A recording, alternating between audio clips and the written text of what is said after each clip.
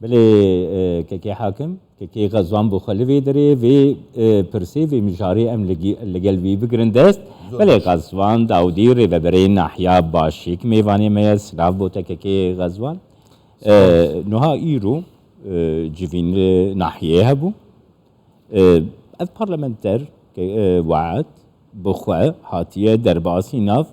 جوینی بویه یاکو او لجنه جی هاتیور وکی پارلمانتره که جی مافیوی هیا کو در باسی هندرو ببه و خو پیشاندانان در و بکن البیشه که سپاسی کانال تانده کن او در فتنده رونایی بکن بو خلکی كردستان وخلك عراق مو بو او حادث روي داورو طبعا بالتاكيد اورو دوام نبو شموع اطلبو برياري رئيس وزراء العراق بو لجنه بيت لبغداد سرداني ناحيه باشوك بوكد وكو استبيانا راي خلكي تشيها لسر دامازار يعني لسر بوستي اوي مدير ناحيه باشو وقت اللجنه قاشت محافظه ساعه نونيو واعتقدوا طبعا حماية لقال حماية خوي تقريبا سيوبين نفر حماية هاتبون بخورتي تشوفونا نناو بناية ناحية عندي بوليس مان هاي لوي دوسي بوليس تلفوني انكرت قلتي استاذ ويا برلمانتار او اتي قلت وانا فقير نشن تشتك بكن تقول دبي اندام برلمان ريزي لقانون بكريت نا بجتا لسر بقوة بجتا ناو ناحية طبعا لبيش اكيد حشد الشعبي علاقي بعتقدوا النية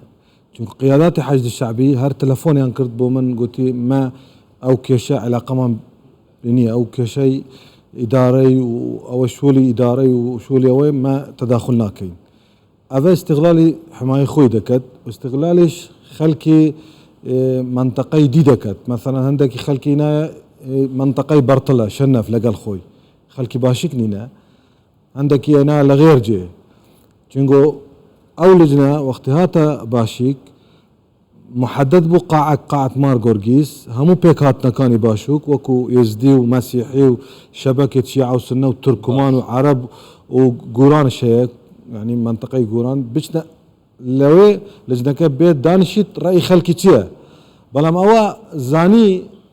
زاني خلق لقالينيا شو همو تلفون كردية زور خلقي تهديد كريا بچن نچن وقتی بچن بيجنا غزوان شبك نية غزوان بارتيا غزوان اوين بارتي فرزي كردية ما فرز نية من شبكم من باوكم شبكة دايك في الشبكة بلام راستا اما او استحقاقي بارتيا وكو دستوري وانتخابي بلام كبارتي كسك غريب نينا بخورتي سر منطقة زور باش بيش اواش بارتي رأي خلقي والقرتيا يعني ما زور كانديد بوين بو اوبوستي بارتي غاز يعني وجهاي رأي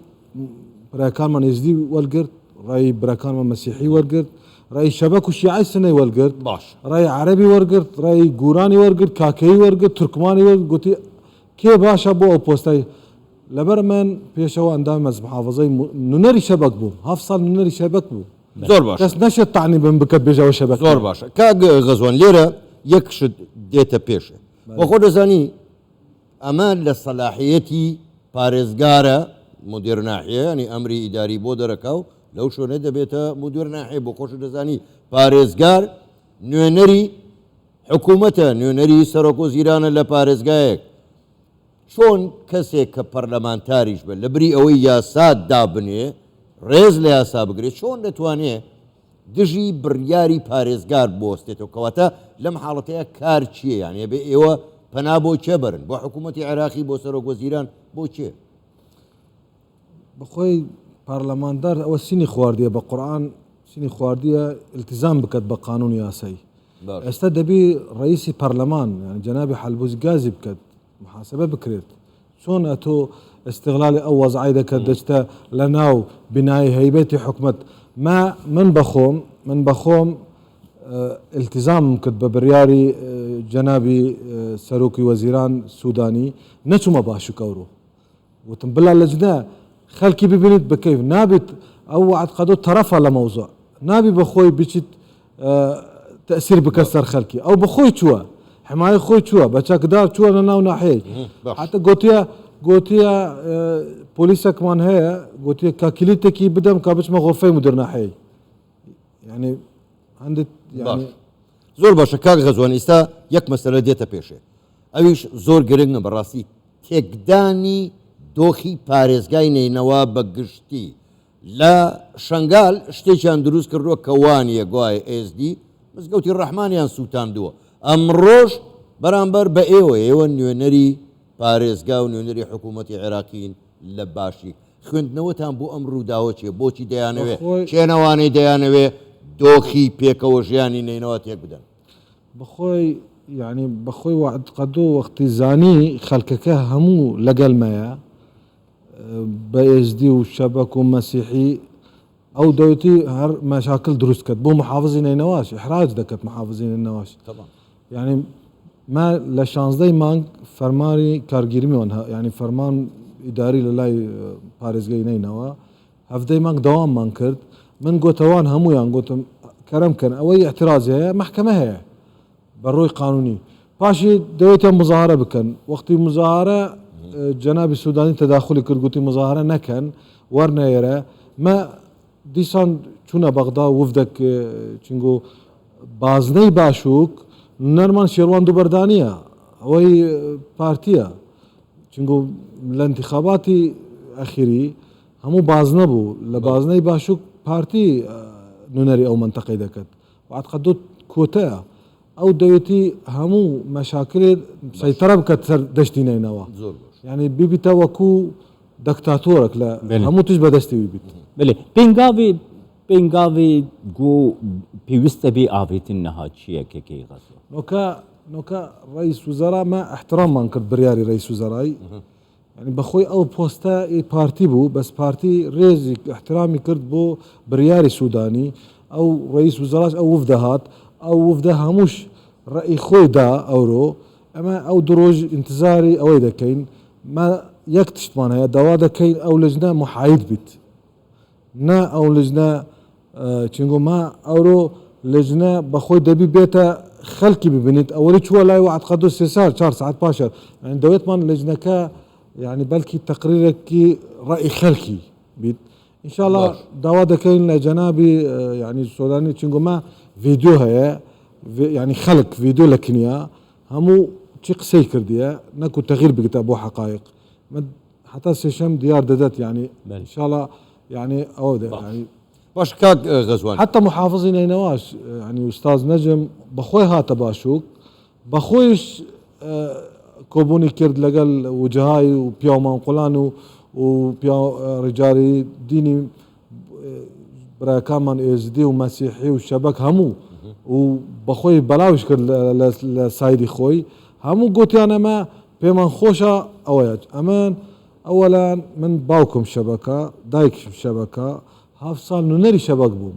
يعني كوتي شبك امن اندامي مز محافظي نينوا بوم يعني كاس نشت تعني بكتب جاب الشبك نينا دومش منطقي باشوك جغرافيا او ما علاقات هي باوكم 6 صار مدير مدرسه ما قال ASD يكمالن